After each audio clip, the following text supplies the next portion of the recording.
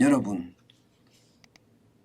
어제는 빅테크 기업의 랠리가 이어진다. 페이스북의 모 회사인 메타 플랫폼즈가 매출이 쭉쭉쭉쭉 뛰어서 주가도 23%까지 폭등했다. 제가 이런 말씀을 드렸는데 오늘은 또 정반대 이야기입니다. 정반대 이야기. 오늘은 빅테크 기업들이 순이익이 엄청나게 떨어졌다는 이야기예요. 엄청나게. 그야말로 실적 충격이죠. 어닝 쇼크 말입니다. 자, 이거 한번 보세요. 4분기 아마존 순이익 감소율입니다. 마이너스 98%예요. 98%. 엄청나죠. 마이너스 순서도 말입니다. 마이너스 98%까지 내려갈 줄이야 아마존조차도 몰랐다 이렇게 이야기할 정도입니다. 아마존만 이렇게 떨어졌느냐? 그렇지 않습니다. 보시는 것처럼 메타도 예상치보다 많이 올라간 것이지 순이익은요 55%가 떨어졌습니다. 마이크로소프트도 12%가 떨어졌고요. 구글, 알파벳이죠. 34%가 떨어졌습니다. 애플도 13%가 떨어졌고요. 매출은 조금씩 늘어나는 것도 있습니다. 메타 플랫폼은 321억 6,500만 달러로 마이너스 4% 매출은 줄었습니다. 그러나 순이익은 46억 5,200만 달러로 55% 줄었죠. 그죠? 그러나 반대로 마이크로소프트는 늘어났죠. 527억 4,700만 달러로 2%가 늘어났고요. 알파벳도 760억 4,800만 달러로 1%가 늘어났습니다. 아마존도 늘어났습니다. 1,492억 400만 달러로 8.6%가 늘어났어요. 그런데 수익 구조는 좋지 않다. 뭐 이런 얘기죠. 결국 말입니다. 기업들의 실적 쇼크는 지금 와 있다는 이야기. 이렇게 되니까 시장은요 오늘 진짜 난리도 아니었습니다. 난리도 아니었어요.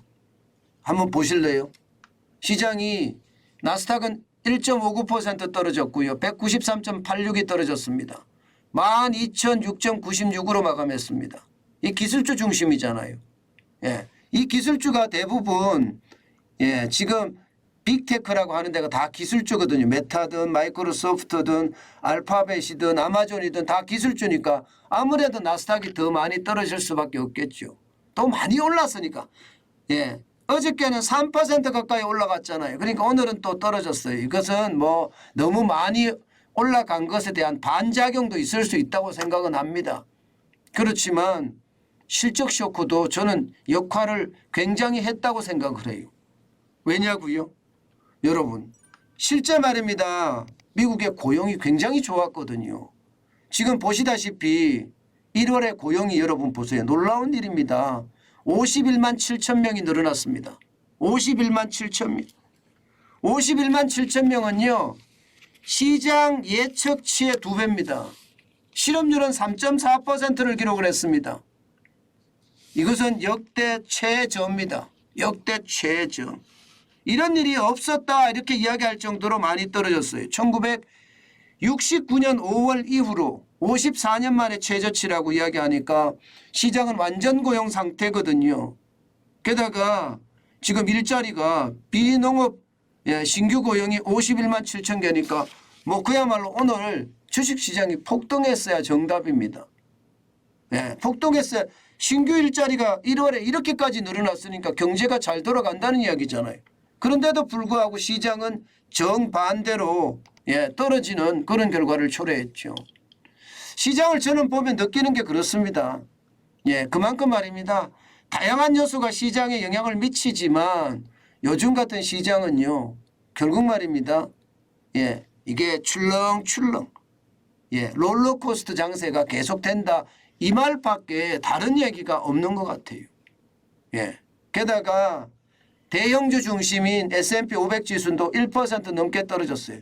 장 시작과 동시에 떨어졌고요. 예, 순간적으로 올랐던 경우도 있습니다.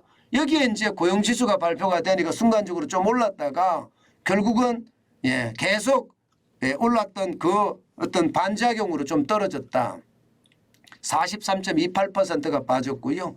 4,136.48로 마감을 했습니다. 이건 대형주 중심입니다. 블루칩 중심의 다우산업지수도 보면 0.38% 떨어졌어요. 어저께 0.02%가 떨어졌던가요? 예, 그렇게 떨어졌는데 오늘도 떨어졌습니다. 127.93이 빠져서 33,926.01로 마감했습니다. 시장 전체적으로는요. 뭔가 분위기가 좀 싸하죠. 아무래도 싸할 수밖에 없는 게 빅테크 기업들의 실적은 매출은 늘었으나 예, 이게 순익률이 하락을 하니까 또 한 번에 가만히 있지 않겠느냐 이런 시장의 어떤 예측까지 나오거든요. 그래서 고용이 역대급으로 늘어났지만 시장에는요 그만큼 더 위협이 커졌다는 이야기가 되는 겁니다. 실제로 여러분 보시다시피 글로벌 금융위기 직후 2009년 1월에 24만 1,749명 이렇게 감원한 적이 있습니다. 그런데 지금 보세요. 2022년 1월에 19,064명을 했죠. 12월에 4만 3,651명. 올해 1월에는요. 10만 명이 넘어설 거라는 예상을 하고 있습니다. 10만 2,943명. 10만 명이 넘어설 거다. 12만 명까지 10만 명이 훨씬 넘어설 거다. 이렇게 예상을 하고요. 아마 이거보다 더 많은 상황이 될 가능성도 크다. 이렇게 얘기합니다. 지금은 이것은 예측치거든요. 예. 결국 말입니다, 여러분. 이게 기업들도 양극화가 이루어진다는 이야기인데 결국 말입니다. 미국은 기술주가 시장을 끌고 가거든요. 예. 그런데 그 기술주에서 순이익이 떨어지고 여기에 감원 칼바람까지 분다는 것은 앞으로 말입니다. 시장 전체에 상황이 좋지 않을 가능성도 있다고 얘기합니다. 사실 미국의 전문가들도요. 어느 누구도 말입니다. 지금 이 주가가 계속 올라갈 거다. 아니면 어떤 사람 주가가 계속 빠질 거다. 어느 누구도 장담할 수가 없어요. 그만큼 말입니다. 혼란의 연속이라는 거예요. 어떤 사람은 계속 올라간다.